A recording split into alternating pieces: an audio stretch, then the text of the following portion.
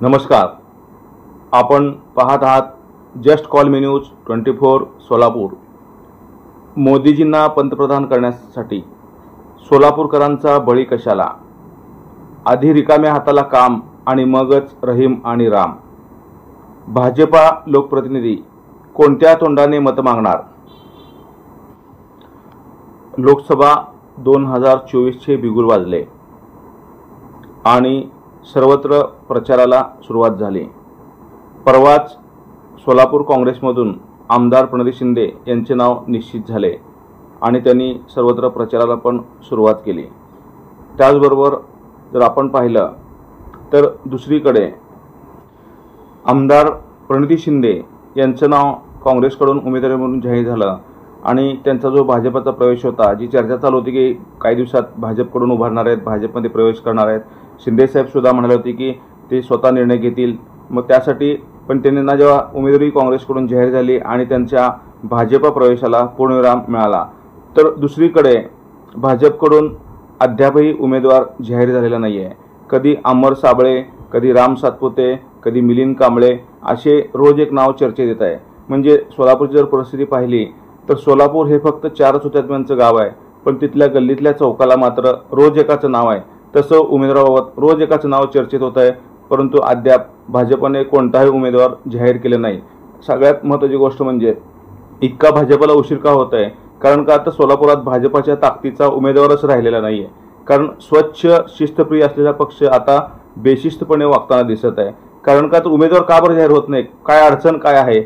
महत्त्वाची गोष्ट म्हणजे तिकीट मिळवताना सुद्धा आता उमेदवाराला खोके द्यावे लागतात. मग कोण किती खोके देत आहे यावर चर्चा सुरू आहे का? किंवा ह्यावर वेट अँड वॉच आहे का? अशी चर्चा सर्वत्र राजकीय वर्तुळातून येत आहे. आणि दुसरीकडे सगळ्यात महत्त्वाची गोष्ट म्हणजे भाजपचे वरिष्ठ नेते, गृहमंत्री तथा उपमुख्यमंत्री देवेंद्र फडणवीस किंवा भाजपचे जे वरिष्ठ अध्यक्ष आहेत ते काय करतात? सर्वच भाजपचे नेते मंडळी मोदीजींना तिसऱ्यांदा पंतप्रधान करण्यासाठी मतदान करा असं जाहीर सभेत बोलत आहेत. म्हणजे आता ह्यावेळेला भाजपकडे मत मागण्यासाठी कोणताच अजेंडा राहिलेला नाही आहे. 2024ला नरेंद्र मोदीजी यांना मत द्या असं म्हणून एक चांगलं नेतृत्व म्हणून सर्व सोलापूरकरांनी तसेच बाकीच्या लोकांनी सुद्धा मोदीजींच्या नावाने जे उमेदवार उभारतील त्या खासदारांना निवडून दिलं आणि 2014ला नरेंद्र मोदीजी पंतप्रधान झाले. त्यानंतर 2019ला जेव्हा निवडणुका लागल्या त्यावेळेस निवडणुकीमध्ये सर्वांनी भाजपाने एकच मुद्दा केला आणि एकच अजेंडा केला की आपल्याला राम मंदिर व्हायला पाहिजे. आणि ही गोष्ट चांगली होती आणि सर्वांच्या दृष्टीने अभिमानाची गोष्ट होती. म्हणजे त्यामुळेच सर्व लोकांनी मोदीजींना भरभरून मतदान केलं, भरभरून साथ दिली. तसंच सोलापूरकरांनी सुद्धा मोदीजींना पंतप्रधान करायचं आहे, दुसऱ्यांदा पंतप्रधान करायचं आहे आणि आपल्याला राम मंदिर उभारायचं आहे. यासाठी सर्व सोलापूरकरांनी सुद्धा कोणताही उमेदवार देईल त्या उमेदवाराला त्यांनी निवडून दिलं. म्हणजे शरद बनसोडे असू दे किंवा सिद्धेश्वर स्वामीजी असू दे यांना मतदान केले. परंतु शरद बनसोडे यांचं काम असं ठळक काही दिसलं नाही. त्यानंतर सिद्धेश्वर स्वामीजी आहेत, ते सिद्धेश्वर स्वामी बोगस जात प्रमाणपत्रामध्ये अडकले आणि बोगस जात प्रमाणपत्रामध्ये अडकल्यामुळं त्यांना कोणतंच काम करता आलं नाही. सर्व चर्चेचा विषय झाला आणि महत्त्वाची गोष्ट म्हणजे आलेला निधीसुद्धा परत गेला. सोलापूरमध्ये आता भाजपाचे 2 आमदार आहेत, 1 खासदार आहेत. एवढं असून सुद्धा सोलापूरचा विकास अजिबात झालेला नाही आहे. सोलापुरात आता सध्या जर बघितलं परिस्थिती तर सोलापूरच्या विकासामध्ये बरेचसे प्रश्न आहेत, बरेचसे प्रश्न प्रलंबित राहिलेले आहेत. सोलापुरात भाजपाचे 2 आमदार आहेत, एक सुभाष देशमुख आणि दुसरे विजयकुमार देशमुख. सुभाष देशमुखांनी पिण्याच्या पाण्यासाठी कधी आंदोलन केलं नाही, कधी किंवा राजीनामा देतो म्हणले नाही. परंतु जेव्हा मराठा आरक्षणाचा मुद्दा आला त्यावेळेस सुभाष बाबू असं म्हणाले की मी स्वतःहून मराठा आरक्षणासाठी राजीनामा द्यायला तयार आहे. परंतु त्यांना अजिबात असं कळलं नाही की सगळ्या मराठा आरक्षणापेक्षा पिण्याचा पाण्याचा प्रश्न फार महत्त्वाचा आहे. कारण का तर माणसाच्या शरीरामध्ये 80% पाणी असतं. पाणी हे जीवन आहे, त्यांना अजिबात कळलं. लगेच तातडीनं उठले आणि त्यांनी दुसरी महत्त्वाची गोष्ट अशी केली की त्यांनी अतिक्रमण जे असतं त्या जागेवर, सोलापूरची जे काही जागा होती, फुटपाथची जागा वगैरे होती, अशा जागेवर त्यांनी अतिक्रमण करून बंगला बांधला आणि त्यामुळं त्यांनी स्वतःचा विकास करून घेतला. त्याचबरोबर त्यांनी स्वतःचंच लोकमंगल करून घेतलं. म्हणजे हे जे पुढारी आहेत ह्या 2 आमदारांनी स्वतःचंच भलं करून घेतले. त्यानंतर दुसरे जे आमदार आहेत विजयकुमार देशमुखांनी आपल्या स्वतःच्या मुलाला नगरसेवक केलं आणि आता ते त्यांना आमदार करण्यासाठी उत्सुक आहेत. म्हणजे दोन्ही देशमुखांनी काय केलं तर विकास केला तर फक्त स्वतःचा विकास करून घेतला आणि त्यांचं अंतर्गत राजकारण गटतट यामुळे त्या दोघांचं कधी जमलेलंच नाही आहे, अशी चर्चा सर्व राजकीय वर्तुळातून आणि सोलापुरातून होत आहे. आमदार सुभाष देशमुख पिण्याच्या पाण्यासाठी मी राजीनामा देतो असं म्हणलं असतं तर अभिमान वाटला असता. जेव्हा पिण्याचं पाणी महत्त्वाचा प्रश्न आहे, पालकमंत्री दत्तात्रय मामा भरणे होते, त्यावेळेस त्या भरणे मामांनी सोलापूरचं पाणी पळवण्याचा प्रश्न केला, तेव्हा दोन्ही देशमुख चिडीचाप होते.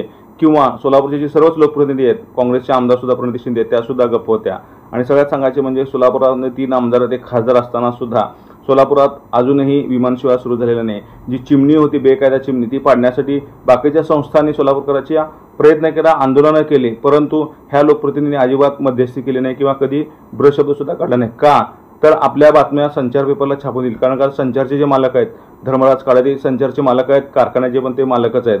त्यामुळं आपल्या बातम्या येणार नाहीत, कशाला विरोध घ्यायचा म्हणून हे दोन्ही देशमुख आणि आमदार खासदार सगळं चिडीचूप होते. म्हणजे सगळ्यात महत्त्वाची गोष्ट म्हणजे ह्या सगळ्यांनी मिळून काय केलं तर फक्त विकास केला तर स्वतःचा केला.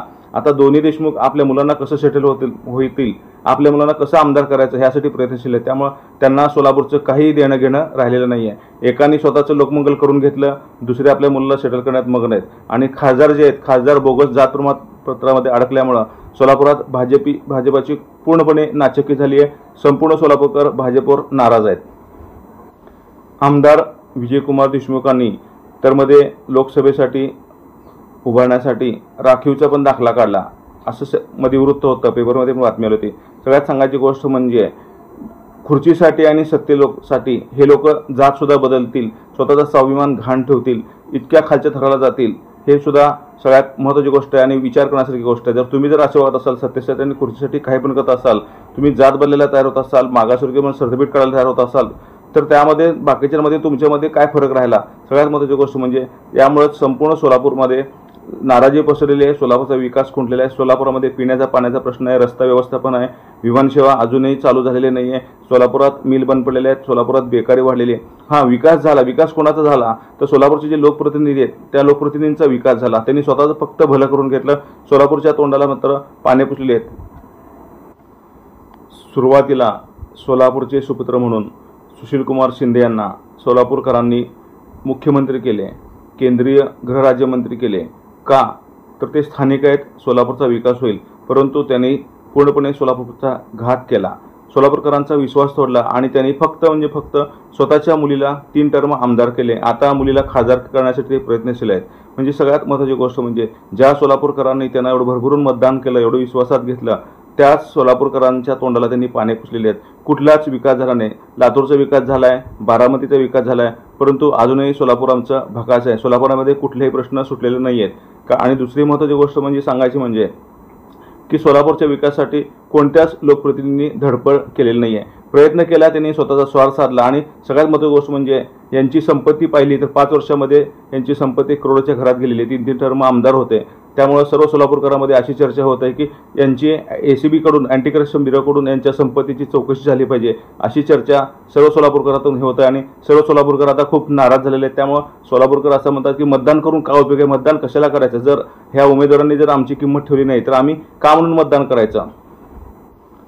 जर एखाद्या देशाचं नेतृत्व भक्कम असेल, कणखर असेल, अभ्यासू असेल, खमकड असेल तर त्या देशाचं भवितव्य नक्कीच उज्ज्वल होतं.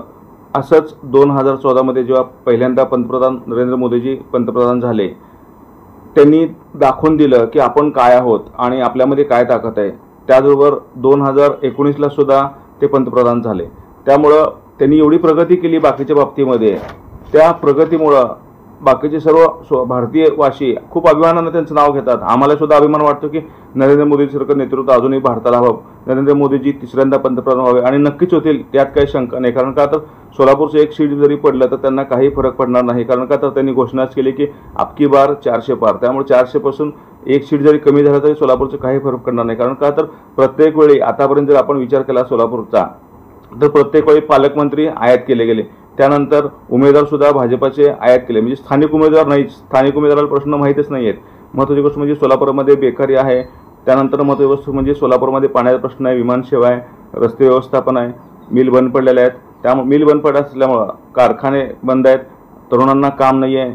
तरुण शिकून काही लोक परगावी वगैरे गेले तर काही तरुण मंडळी अजूनही व्यसनाधीन झालेले आहेत, मटक्याच्या टपऱ्या वाढलेल्या आहेत, पान दुकानं वाढलेले आहेत. आणि त्यामुळे सगळ्यात महत्त्वाची गोष्ट म्हणजे आजची अशी परिस्थिती आहे सोलापुरामध्ये, मटका खुलेआम चालू असल्यामुळं कल्याण जेवू देत नाहीये आणि मुंबई झोपू देत नाही, अशाच्या तरुणांची अवस्था झालेली आहे. बरेचसे तरुण व्यसनाधीन झालेले आहेत. आणि महत्त्वाची गोष्ट म्हणजे सोलापूरचा विकास हा खुंटलेला आहे. सोलापुरातील बरेचसे मुताळ्या, त्या मुताळ्यावर आमच्या राजकीय लोकांचे जे हस्तक आहेत त्या हस्तकांनीच अतिक्रमण केलेले आहे आणि त्यामुळे मुतारा सुद्धा गडप झालेले आहेत. सोलापूरची दर्शा जर पाहिली, बस सेवा धूळ खात पडू नये.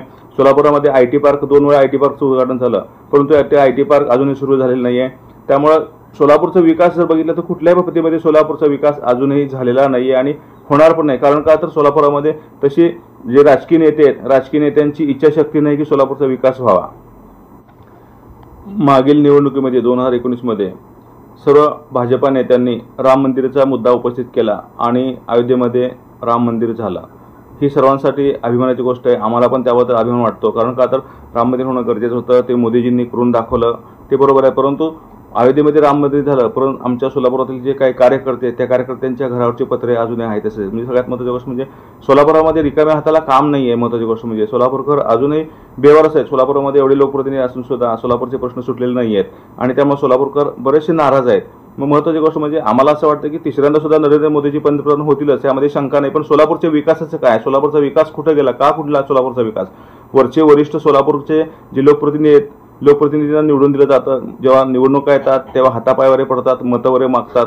मग त्यावेळेस सोलापूरकर पण सुद्धा जाब विचारत नाहीत. सोलापूरकरांनी सुद्धा त्यांना जाब विचारला पाहिजे की आम्ही तुम्हाला काय म्हणून निवडून द्यायचं, तुम्ही आमची काय म्हणून किंमत ठेवली म्हणून आम्ही तुम्हाला निवडून द्यायचं. कारण का तर त्या लोकप्रतिनिधींना सुद्धा माहिती आहे की जेव्हा निवडणुका जवळ येतात तेव्हा ह्या लोकांना पैसे वाटले की झालं, आपलं काम संपलं, हे त्यांना सुद्धा माहीत आहे. पण हा जो त्यांचा गैरसमज आहे, हा गैरसमज सर्व सोलापूरकरांनी दूर केला पाहिजे. कितीही पैसे जरी वाटले तरी सुद्धा आपला स्वाभिमान घाण ठेवता कामा नये. आपल्याला वाटेल त्या योग्य उमेदवारालाच निवडून दिलं पाहिजे. जर ऐनवेळी उमेदवार आयात केला तर सोलापूरचे भाजपचे लोकप्रतिनिधी कोणत्या तोंडाने मतं मागणार? म्हणजे उमेदवार आयात केला म्हणजे लग्न शेजारचे लोकांचं आहे आणि अक्षदाला चला असं म्हणणं तर हसू झाल्यासारखं होईल. सगळ्यात महत्त्वाची गोष्ट म्हणजे असं होऊ नये, त्यासाठी स्थानिक उमेदवारासाठी सोलापूरकर आग्रही आहेत. परंतु असा आग्रह असताना सुद्धा अजूनही सोलापूरकरांना स्थानिक उमेदवार मिळत नाही आहे. त्यामुळे लोकप्रतिनिधी आता कोणत्या तोंडाने मतं मागणार हा प्रश्न सर्वत्र विचारला जात आहे. आता भाजपचा अजूनही उमेदवार ठरलेला नाही आहे. ऐनवेळी कुठला तरी उमेदवार आयात करतील आणि सर्व जे प्रमुख नेते आहेत, सोलापूरचे लोकप्रतिनिधी वगैरे सर्वांना म्हणतील की मोदीजींना तिसऱ्यांदा पंतप्रधान करण्यासाठी निवडून द्या, तुम्ही मतं द्या. मोदीजी तिसऱ्यांदा पंतप्रधान नक्कीच होतील, त्यात काही शंका नाही. परंतु सोलापूरच्या विकासाचं काय? आणि सगळ्यात महत्त्वाची गोष्ट म्हणजे प्रत्येक वेळी तुम्ही उमेदवार आयात करायचा आणि सोलापूरकरांनी निवडून द्यायचं. म्हणजे मोदीजींना तिसऱ्यांदा पंतप्रधान करण्यासाठी सोलापूरकरांचा बळी कशाला हा प्रश्न सर्व सोलापूरकर विचारत आहेत. काय गरज आहे? कारण का तर सोलापूरचं जर एक सीट जरी नसलं तरी सुद्धा काही फरक पडणार नाही. मोदीजी तिसऱ्यांदा पंतप्रधान नक्की होतीलच. आम्हाला अभिमान झाले तर नक्कीच होतील, यात शंका नाही आहे. परंतु सोलापूरकरांचा बळी कशाला असा प्रश्न सर्व सोलापूरकर विचारत आहे.